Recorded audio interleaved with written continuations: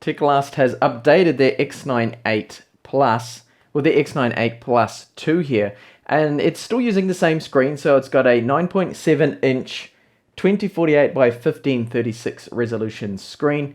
That's the same screen that is in the Apple iPad Air and the Air 2 and all the previous Teclast X98 models. Now the design and build of it has changed slightly. I personally see it as a step backwards, and I'll explain to you why, because here is the X98 Plus, sorry, the X98 Air 3, but it's the same as the X98 Plus, the build of it, but it has smaller bezels and a more squared off design, which I actually like better because it just feels a little stronger, feels a little bit more quality.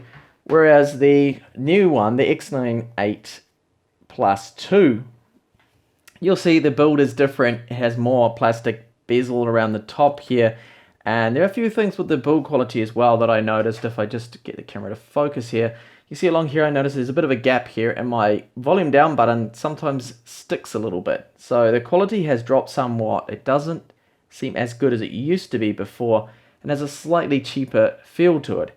And cheaper it is, yes, it is slightly cheaper too. It's around 160 US versus about 190 or 80 when the X98 Plus first came out. So it's still a dual boot device, Windows 10 and Android 5.1, and it has a 8,000 milliamp hour battery, an Atom X5Z 8300, 4 gigabytes of RAM. Now the RAM is running at 1600 megahertz, not 1066, so it's running at this maximum speed there. So I've just been running some benchmarks here that I will show you in Windows 10 now, which is the start of this review. Now this review is going to cover various different sections, and we'll also cover Android, so there's some time codes that should be popping up right now, so you can check those out and skip ahead to parts of the video you'd like to see that are more interesting for you. So benchmarks, just been running these ones here, the typical benchmarks I like to run. So here is the Ice Storm Extreme score that you just saw, and that's the Ice Storm 1.2 score, a little lower than expected there, and so is the Geekbench 3 score here, a little lower. Normally you see about 700, 720 and close to 2000 on the multi-core score, but it's running a little lower there. Not completely sure why. It could have something to do with the thermals. It has been getting up to 81 degrees, but no thermal throttling. So that was the Ice Storm Extreme score there. So on first boot, when you get into Windows, you have 23.4 gigabytes of space free there. And I'll just quickly show you the device manager.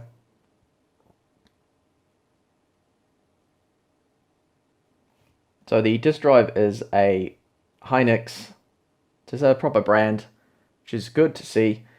It's not a B-Win or one of the slow ones. Network adapter is the Realtek chipset, which is just wireless N.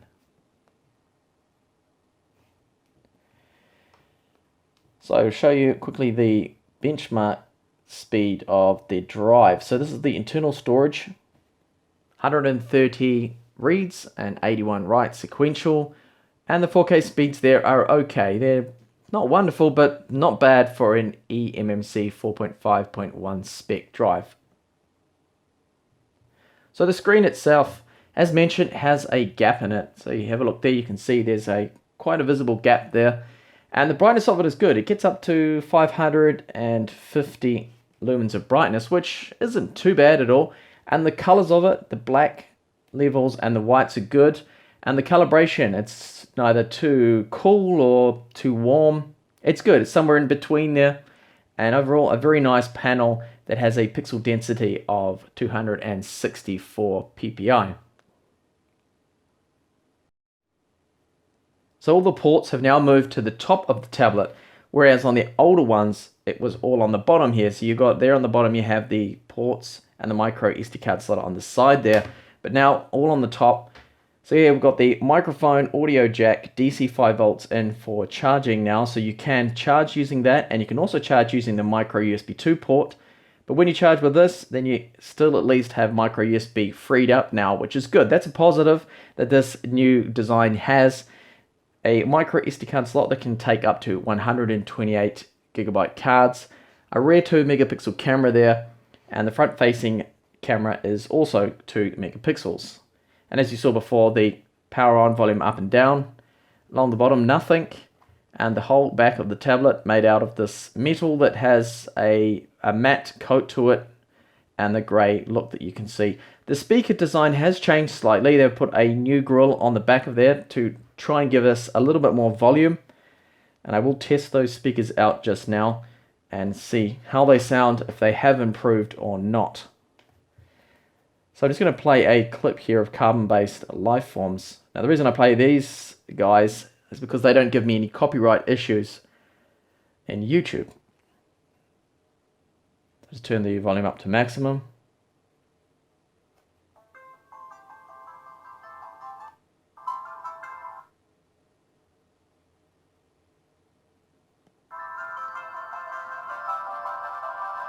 Okay, I can hear lots of distortion.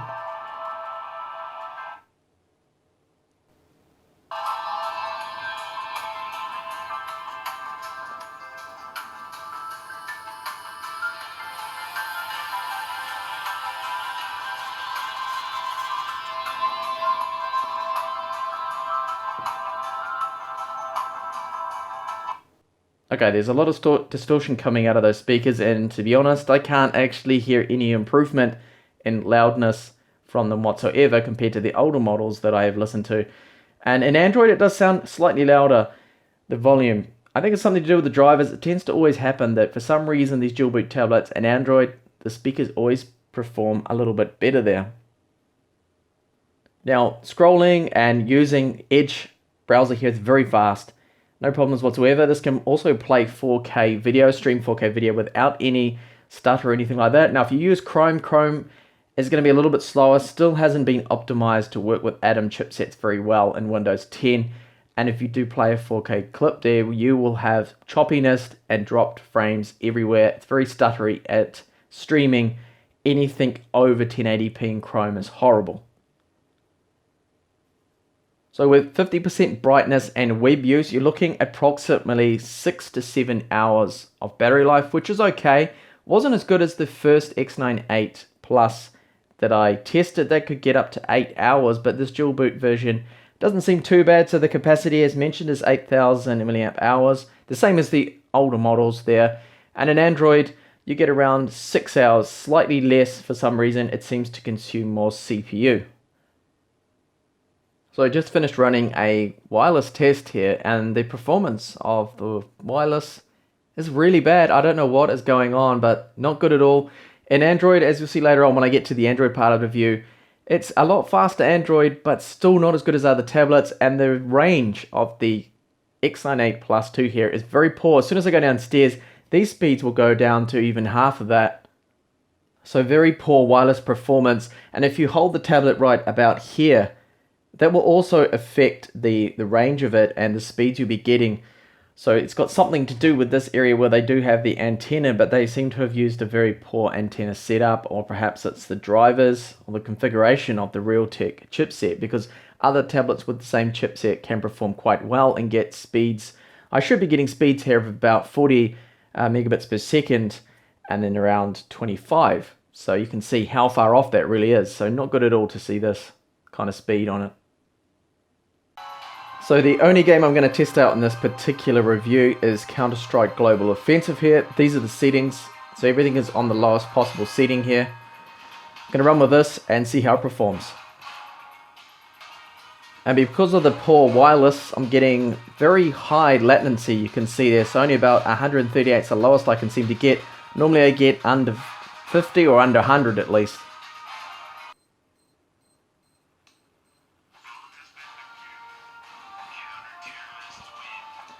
Okay, so it's running approximately 30 frames per second at the moment, which isn't too bad. But there aren't many players on the server. Okay, so here on the train map, it's about 14 frames per second there, so not running very fast at all. Now it's 20.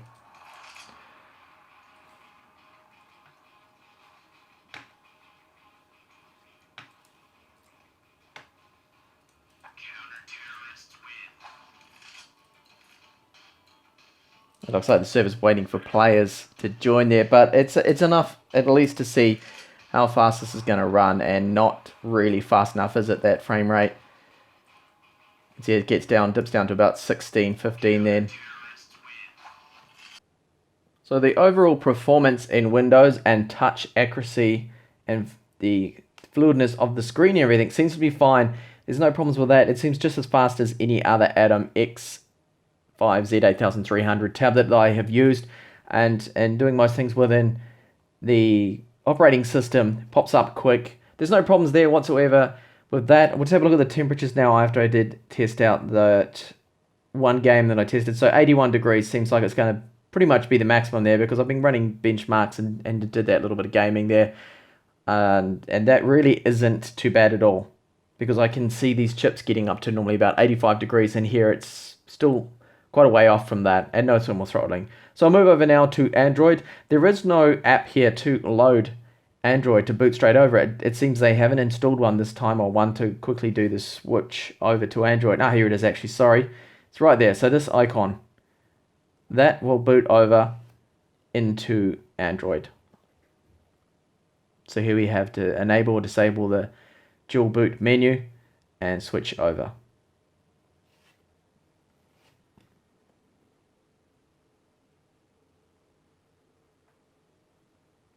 So the whole switching process of going from Windows over to Android and vice versa takes approximately about 40 seconds to a minute. It's not super quick. So here we have the ROM. It's using a stock-like launcher, which is good. They don't use that T launcher they used to use on their earlier versions. That's now gone, and gone for good it seems, which isn't a bad thing at all, because that was really laggy, that old one. So performance of the ROM is really good. No problems whatsoever with it. And if we have a look here in settings, the amount of storage you have available is, I think on first boot was 15 or 14 gigabytes. They're free. I've got 9 at the moment because I have installed a few applications and some games. And have a look at these. We have installed RAM, 8 gigabytes. And we'll just have a quick look at the RAM usage. So you can see here that we have used 708 megabytes of RAM, and there's 3 gigabytes of RAM free there to use. So you can do quite a lot of multitasking with that. So I did run through my normal benchmarks, which I'll quickly show you those.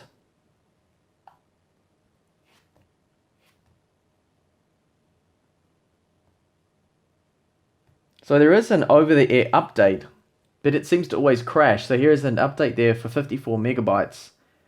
But it always results in the package cannot be finished, or download cannot be finished. There's an error, so that's not good to see. So I don't know how we're going to get the latest update if it's not even working properly. Oh, so there we go. There's the amount of free space. 15 gigabytes is what you get on first boot. It says running Android 5.1.1. And the Android security patch level is dating from March there. Here's the Antutu 6.1.4 score. Slingshot score, 3D Mark. Ice Storm maxed out. Ice Storm Extreme. You can see that score is better than Windows. And here's the work battery life score. So 5 hours and 6 minutes, which is about 1 hour less than what you can get out of Windows. And that's always the case. This seems to always happen. There's always a difference of about 15% or so, or 20% between Android and Windows for some reason. And that's how the battery went. So you can see that the main user, of course, was the screen. And the screen on hours, 4 hours and 30 minutes. It still had 20% left though. And here's my wireless speed test. The result is better from what I got in Windows, but still slow, only 18.6 there megabits per second download, whereas I can get around 45 from my desktop. Upload speed, however, was good. My desktop got about 29, which is connected right into the actual wireless router that I have. So those speeds there, still something going on with the wireless. And there's a breakdown of the scores there for Antutu.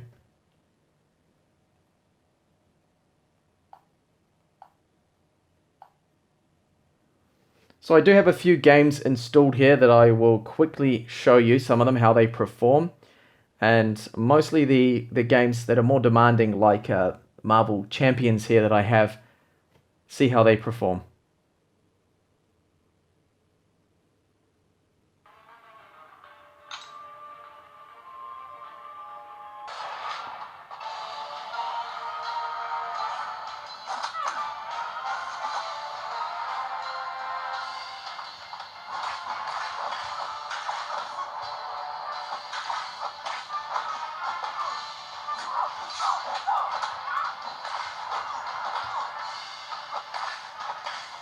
So this one's running perfectly playable, good frame rates.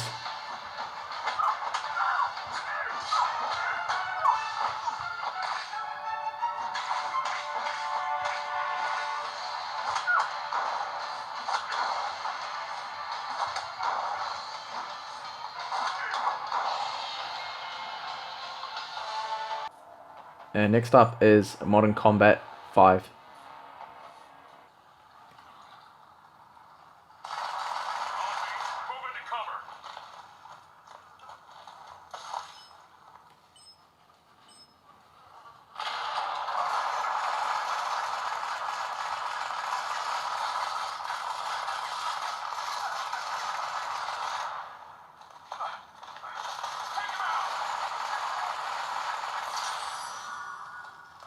This one is also performing really well. That's very smooth.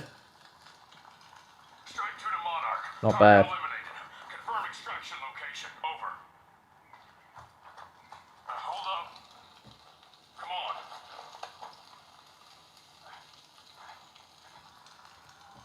Let's go. Thanks.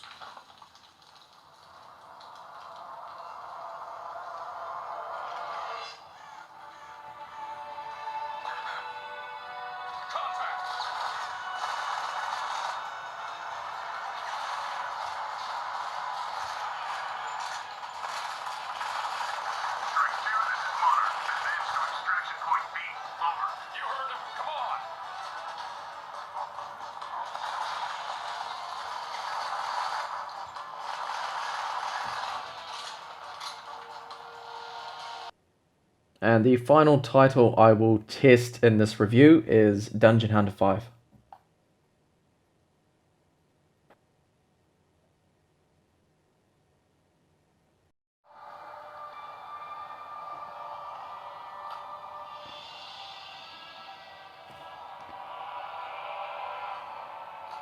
Our scouts reported seeing Saran heading into the... They protected all the one in addition to Saran.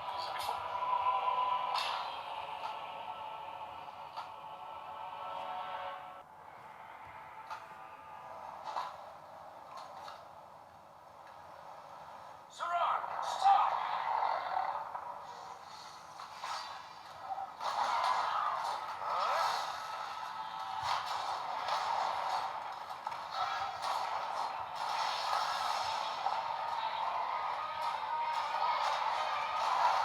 So this game is performing quite well.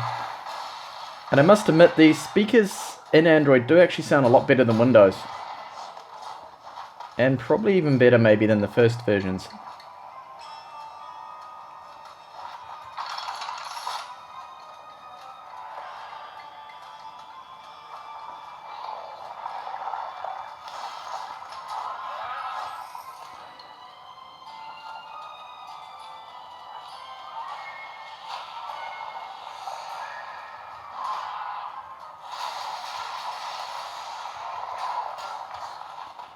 Okay, so I'll get out of this now and test out the eBook reader.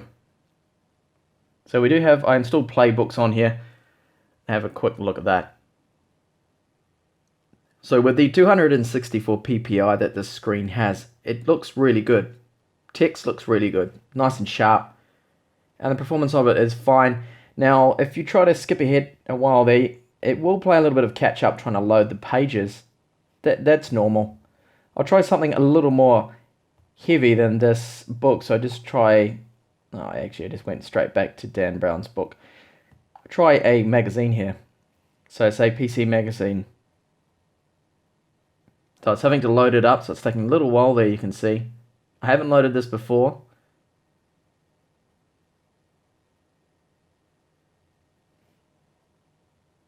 and it's a little bit slower, especially when you want to skip ahead with the pages. You can see how long that is taking. Of course, that's all pulling that information through from the internet. There we go. And that doesn't look too bad. And it just crashed on me. Wow.